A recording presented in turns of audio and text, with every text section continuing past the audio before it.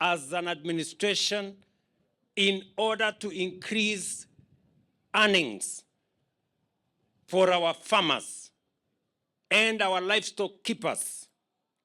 We have expanded the market not just within Kenya, but in the region and across borders, so that our dairy products, our meat products can find market abroad.